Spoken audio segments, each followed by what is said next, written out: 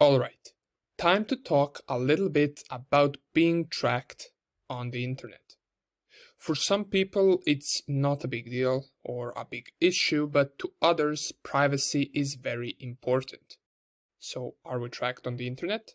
The answer is yes. All of us are being tracked every single day throughout various different things.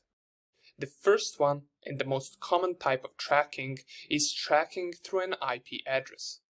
We already know that every device that is connected to the internet must have an IP address. And we know of the two different types of IP addresses, which are public IP address and private IP address. Private IP is what you get inside of your home network, for example, and it's only used for communications within the network, and it's also not a unique IP address. Someone knowing your local or private IP can do absolutely nothing with that information, since the IPs are not unique and they're same in some other networks as well. Public IP, on the other hand, is unique and it can be used to track you. The moment you open your browser and load some website, you're already being tracked by default. Why? Well, the most fundamental thing is that the website needs to know your IP to be able to communicate with you. Same goes for any other service or software that you communicate with. It will know your IP address.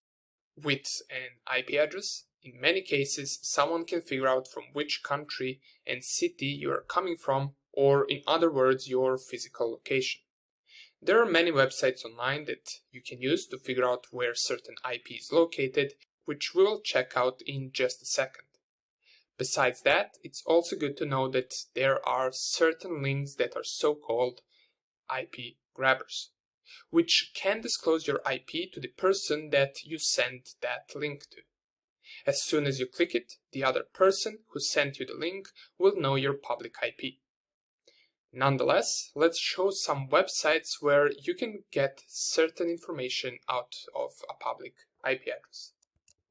So here we have one of those websites, and here it is, IP Location Finder. Now there are other things as well that this website offers, but we are currently interested in the IP Location Finder. So you simply just type a public IP right here, click on Find, and it will give you some information about the physical location of that IP address. For example, this one is from United States. We also get the coordinates, we get the time and the city or region where this is located. Down here we have some network information, and we can do this for any public IP that we want. The Google DNS, and here it is.